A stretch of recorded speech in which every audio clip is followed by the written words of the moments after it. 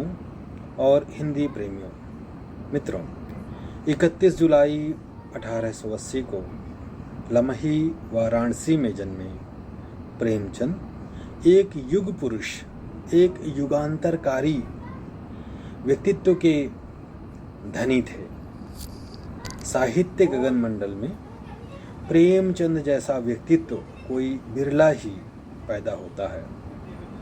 जितना उन्होंने हिंदी में लिखा उतना ही उन्होंने उर्दू में ख्याति पाई और अंग्रेजी के प्रति भी उनका वैसा ही स्नेह बना रहा। साहित्य जगत में सन 1918 से लेकर के 1936 तक का जो समय है वो प्रेमचंद नाम से भी जाना जाता है। अनेक विधाओं में प्रेमचंद ने लेखन किया। बाल साहित्य, आलोचना, अनुवाद, नाटक, जीवनी और संपादन भी।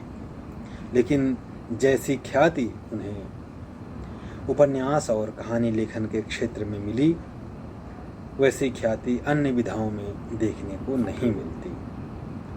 सरकारी तंत्र से बचने के लिए वह कभी धनपत राय, फिर नवाब राय और अंत में मुंशी प्रेमचंद बन जाते हैं। आर्थिक विपन्नता के चलते उन्होंने मुंबई की यात्रा की, लेकिन शारीरिक अशक्तता और चाह के अनुरूप सफलता न मिलने पर उन्होंने पुनः बनारस वापसी की। 56 वर्ष की आयु में वह कीर्तिशेष हो गए, चिरनिद्रा में विलीन हो गए। जिस समय प्रेमचंद लिख रहे थे वह युग राजनीतिक परिप्रेक्ष्य में महात्मा गांधी का युग है, इसलिए उसे गांधी युग के नाम से भी अभिहित किया जाता है। आलोचना के क्षेत्र में शुक्ल युग, नाटकों के लिए उसे हम प्रसाद युग के नाम से जानते हैं। प्रगतिशीलता की दस्तक हमें उस काल में दिखाई देती है। अनेक विधाओं और विविधताओं से भरे उस काल में प्रेमचंद लेखन कर रहे थे। वह अपने संस्कृति से गहरे जुड़े थे। वे आरंभ में आदर्श स्थापित करने वाली कहानियाँ लिख रहे थे, पंच परमेश्वर पर भरोसा व्यक्त कर रहे थे, गांधी से भी प्रभावित थे। इसलिए उन्होंने प्रारंभ में हृदय परिवर्तन वाली कहानियाँ और उपन्यास लिखे, लेकिन वह अपने अनुभव को भी अपनी कहानियों में, उपन्यासों में व्यक्त करते थे। साहित्यकार का क्या उद्देश्य हो सकता है उसे वह व्यक्त भी करते थे और उसके प्रति वो चिंतित भी रहते थे। प्रेमचंद मानते थे कि त्याग और सेवा के पथ पर चलकर ही आत्म शांति और लोक मंगल की स्थापना की जा सकती है, लोक मंगल सार्थक हो सकता है। इसलिए वह जिस मानवता की उपासना करते हैं उसके लिए त्याग और सेवा वृत्ति को महत्वपूर्ण मानते हैं। बात हम गोदान की करें। गोदान मुंशी प्रेमचंद जी का अंतिम पूर्ण उपन्यास है। इस उपन्यास में उन्होंने कृषकों की समस्या को ही केंद्र में रख करके लिखा है।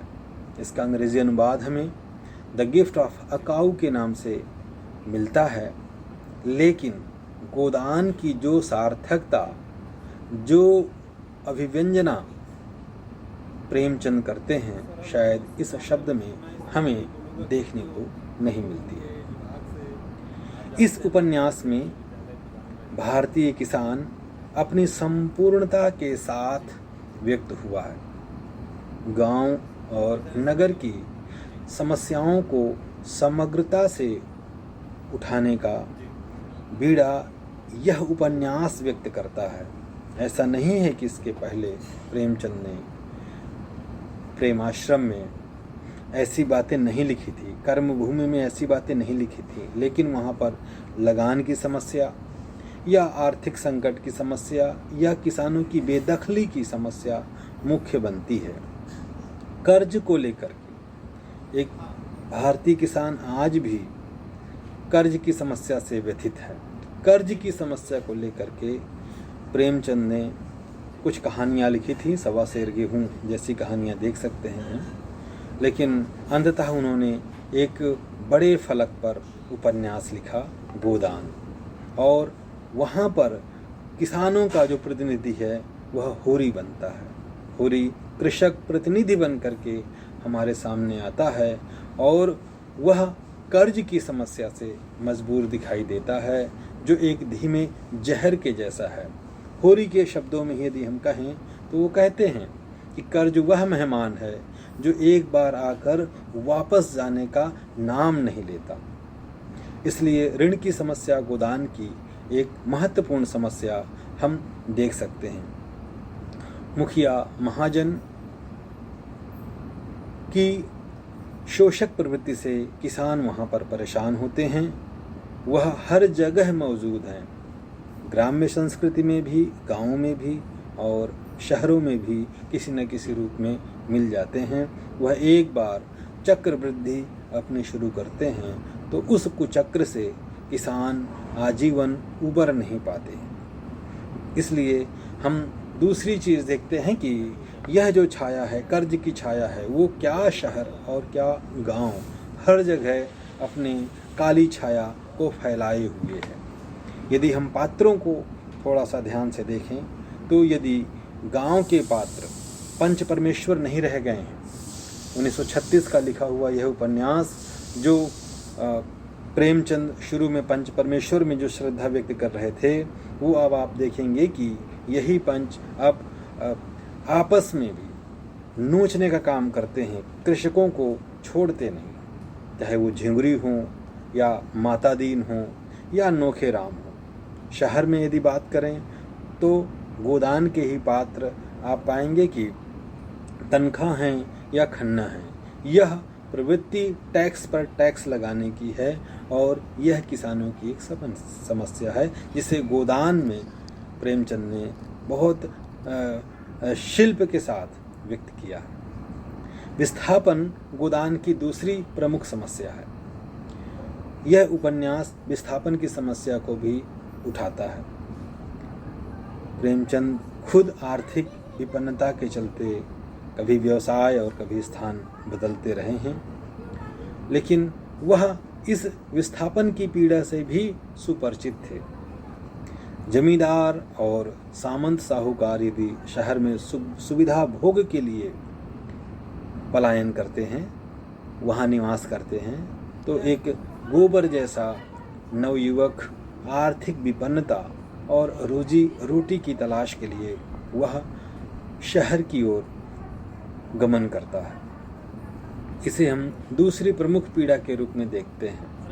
गोदान में पारिवारिक विघटन की समस्या, पीढ़ियों के बीच वैचारिक मतभेदों को भी बखूबी उठाया गया है। प्रेमचंद ने गोदान तक आते आते यथार्थवादी लेखन किया है और उन्होंने यथार्थ दृष्टि से, आप पूस की रात में भी कहानी के रूप में देख सकते हैं और उसका विस्तार आप गोदान में देख सकते हैं, वहाँ पर उन्होंने यथार्थ दृष्टि से उसका वर्णन किया है। नागर जीवन की कथा लिखते हुए प्रेमचंद पश्चिम के अंधानुकरण का विरोध करते हैं। भारतीय आदर्शों, जीवन मूल्यों को छिजते, टूटते, बिखरते देखकर वह इन्हें बचाने की कोशिश करते हैं और त्याग सेवा वृत्ति की स्थापना करना चाहते हैं। लोक मंगल की प्राप्ति के लिए, आत्म शांति के लिए वह त्याग और सेवा को सबसे श्रेष्ठ मानते हैं। यह गोदान में वर्णित है।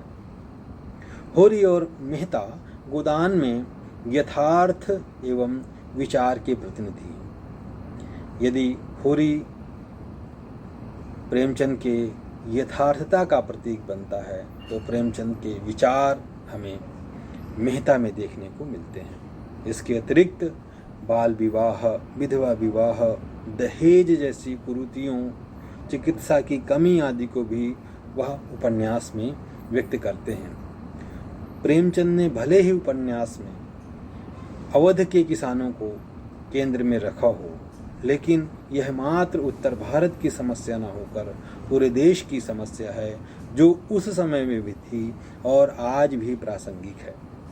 मुझे ऐसा लगता है कि प्रेमचंद को बार बार याद करना चाहिए।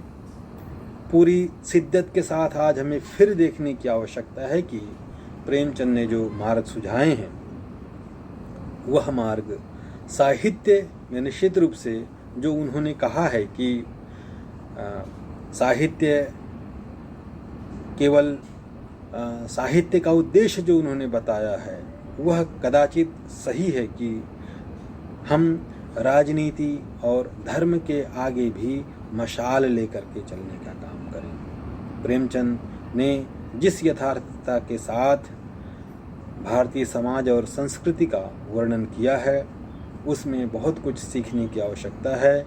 अतः मेरा यह संदेश होगा कि प्रेमचंद को हमें बार बार पढ़ने की आवश्यकता है, ताकि हम अपने समाज और अपने संस्कृति को उत्कर्ष कर सकें, उसे आगे बढ़ा सकें। आपने मुझे प्रेमचंद जी पर कुछ बोलने का अवसर दिया, इसके लिए मैं कॉलेज के प्रति धन्यवाद ज्ञापित करता हूँ। नमस्कार।